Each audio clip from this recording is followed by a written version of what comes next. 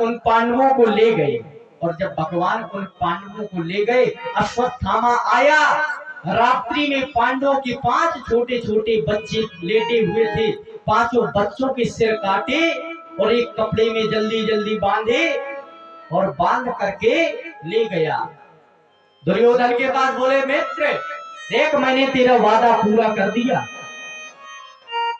मैं ले आया 5 पांडवों को मार के। दुर्योधन अचंभित हो गया कि क्यों, कोई पांडव कोई ऐसे गाजर मूली है क्या कि ऐसे ही तो उखाड़ के ले आएगा? अरे पांडव वो है जिन्होंने हम सबको मार दिया। आज मैं भी ऐसा पड़ा हूं तो इतनी जल्दी गया और 5 पांडवों को ले आया।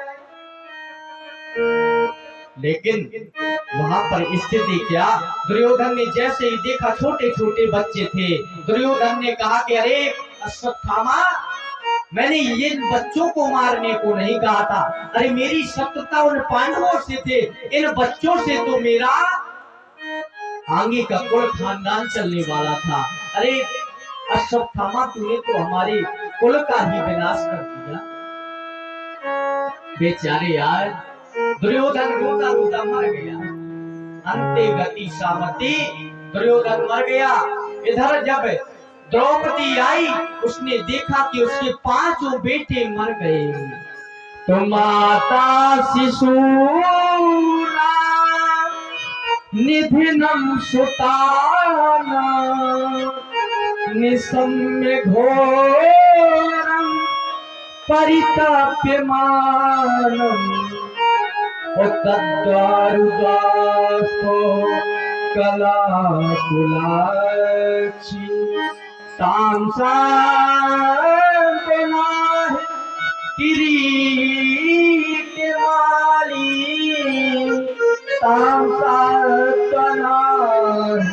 किरीट वाली। एक माता की जब 5 बेटी समाप्त हो गए तो बेचारी वो माता आज रो रही है।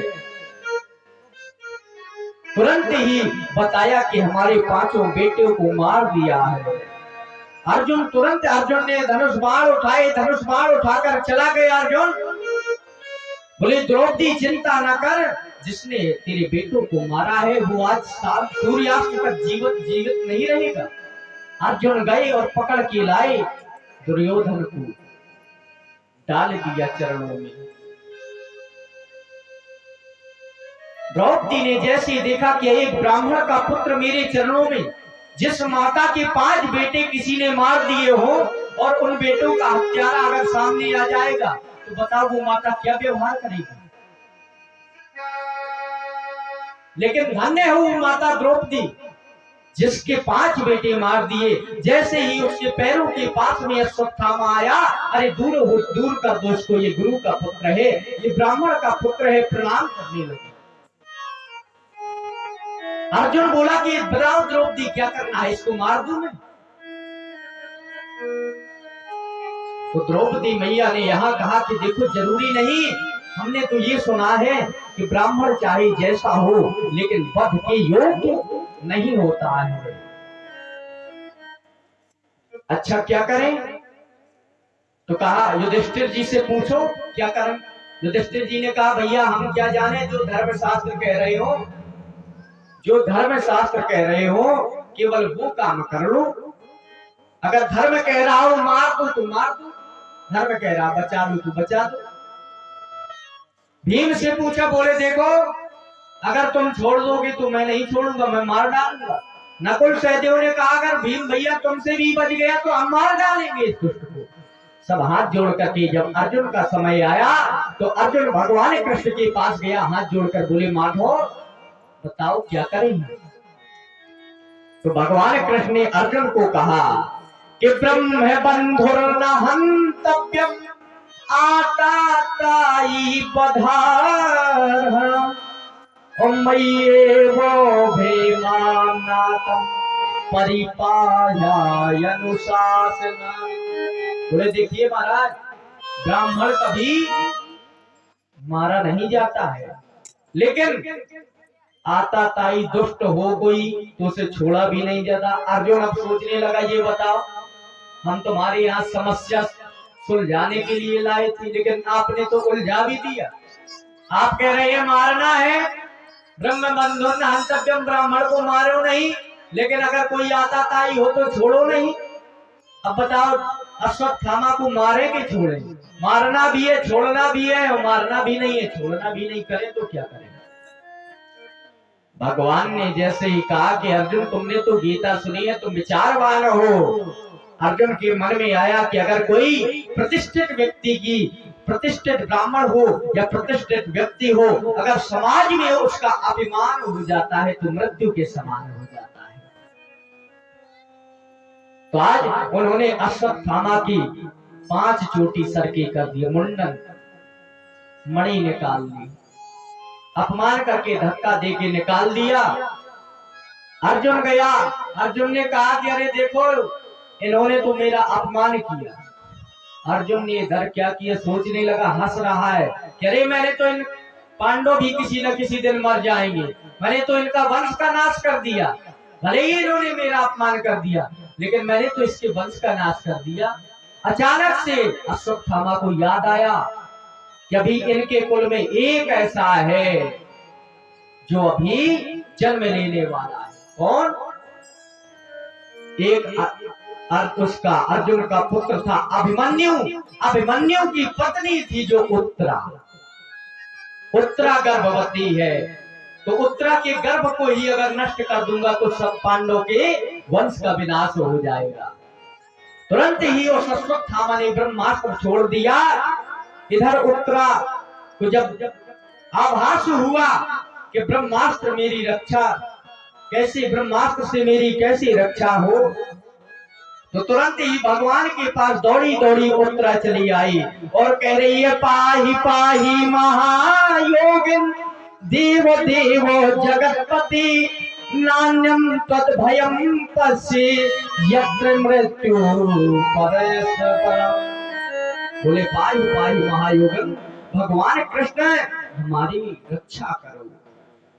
भगवान ने जैसे ही देखा कि उत्तरा पर ब्रह्मास्त्र का संकट है, भगवान ने तुरंत ही अंगुष्ठ मात्रेण रूपेण, अंगूठे के बराबर रूप बना करके उत्तरा के गर्भ में प्रवेश करके उस बालक की रक्षा करी। और रक्षा करके भगवान अपने द्वारिका धाम को चले जाते हैं। इधर कुछ समय के पश्चात क्या स्थिति आई कि जब भगवान द्वारिका को जाने लगे तो भगवान ने कहा कि देखो भाई हम जा रहे हैं, अब कब तक तुम्हारे साथ बने रहेंगे, अब तुम वरदान मांगो। तो किसी ने कुछ मांगा, किसी ने कुछ मांगा। अर्जुन ने कहा मुझे भक्ति मिले। युधिष्ठिर जी ने कहा कि महाराज मैं कभी धर्म से कभी कमी न रहे। भीम ने कहा प्रभु मेरा पराक्रम ऐसा ही बना रहे। लेकिन जब बारी आई द्रौपदी की, कुंती मैया का जब समय आया, कहा कि बुआ तुम ही वरदान मांग ले। तो कल्पना नहीं कर सकते, बताओ आज के मानव के पास अगर भगवान आ जाए तो हम क्या मांगेंगे? सबसे पहले कि भगवान सबसे ज्यादा पैसा हमारे पास हो जाए। क्यों? थोड़ा धर्म के काम करते रहे, ये बता देंगे।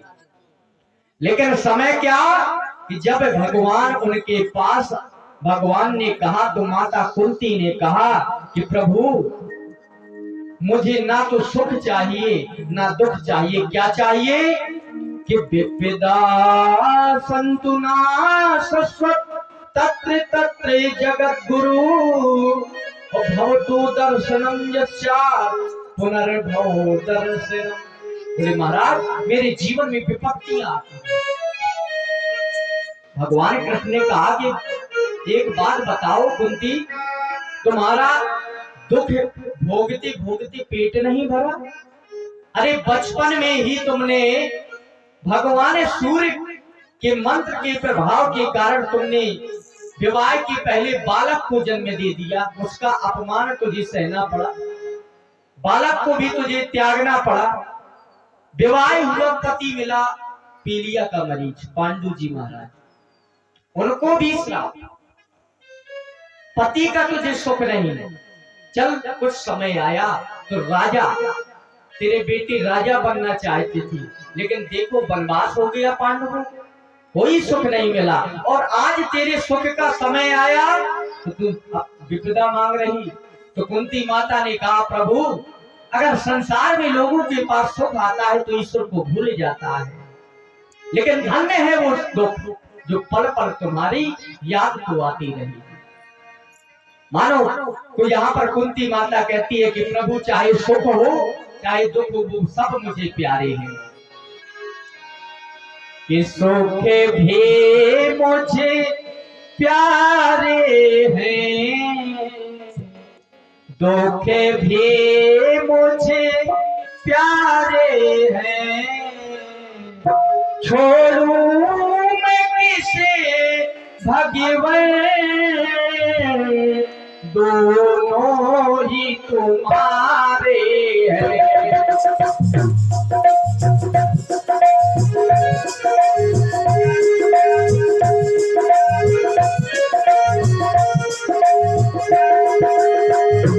मुझे भी मुझे प्यारे हैं,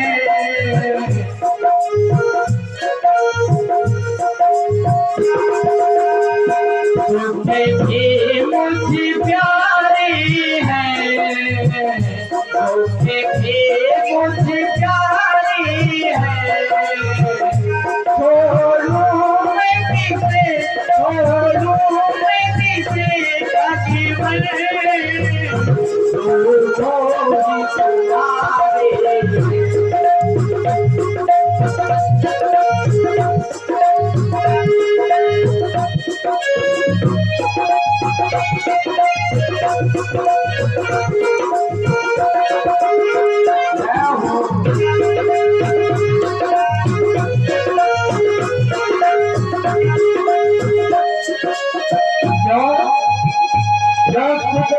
मुझे प्यारे, सुख और दुख क्यों प्यारे? क्योंकि संसार में लोग क्या चाहते हैं कि दुख चाहे कभी कोई, सब सुख को तरसते हैं।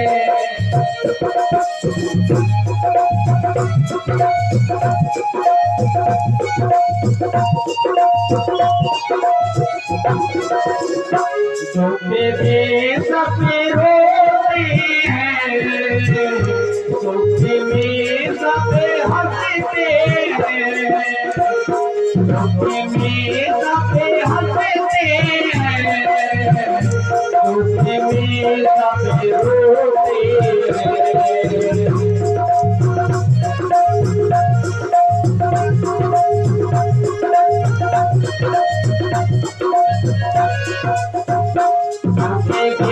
मुझे प्यारे हैं, मुझे प्यारे हैं, छोड़ूं मैं किसे, छोड़ूं मैं किसे भगवन, दोनों ही तुम्हारे हैं।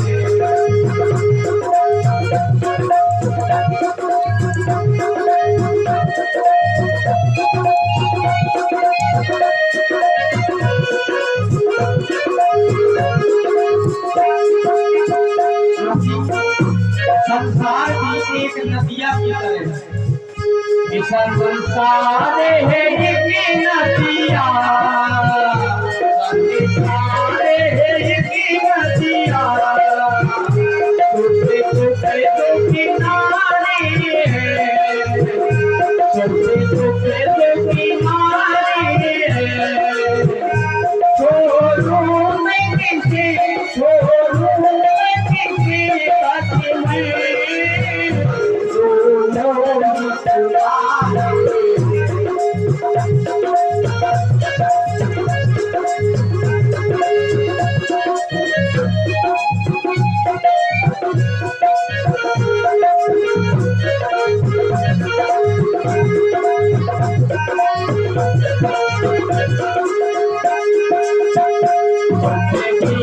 मुझे प्यारी है,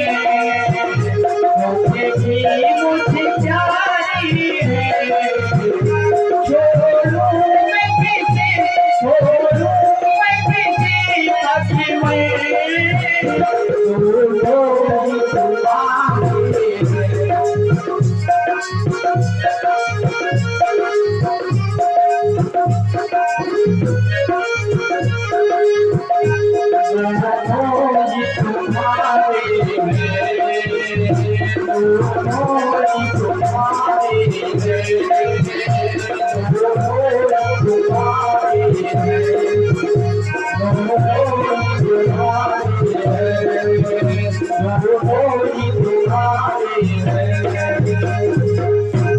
बोलिए वृंदावन बिहारी लाल की, बोलिए मोर मुकुट बंसी वाले की। चाहे सुख हो चाहे दुख हो, दोनों आपके हैं प्रभु। चाहे आप फूल दे दें, चाहे आप कांटे दे दें, बस आप ही आप हैं। कि मुझे फूलों से भी प्यार, मुझे कांटों से भी प्यार, जो भी देना चाहे मुझको दे दे तू सरकार, वो तेरे फूलों से भी प्यार, तेरे कांटों से भी प्यार। प्रभु अगर आप फूल देंगे तो उसे भी हम रख लेंगे, अगर आप कांटे देंगे तो उसे भी रख लेंगे। ये भाव होना चाहिए भक्ति का। तो भगवान के तो द्वारका जा रहे थे, कह रहे थे अब कहीं नहीं जाना। कुछ समय के पश्चात जब भगवान चले गए, आगे भगवान द्वारका चले गए, कुछ समय के बाद जिस गर्भ की रक्षा की थी उसी गर्भ में एक बालक का जन्म हुआ। और बालक जिसको भी देखे बस देखता ही चला जाए, मानो वो परीक्षण कर रहा है कि किस व्यक्ति, इन व्यक्तियों में से कौन है वो जिसने मेरी गर्भ में रक्षा की थी। लेकिन वो व्यक्ति नहीं दिखाई दे रहा। भगवान कृष्ण देखने आए, जैसे ही बालक को देखा तो देखते रह गए। उसी समय ब्राह्मणों ने कहा इसका नाम होगा परीक्षक। क्या नाम होगा? परीक्षक। क्योंकि इसने अपने जीवन में परीक्षण कर लिया है। किसका? जिसने इसकी गर्भ में रक्षा की उसका परीक्षण कर लिया। उसका नाम कुछ समय के बाद परीक्षित जी महाराज बड़े हो गए।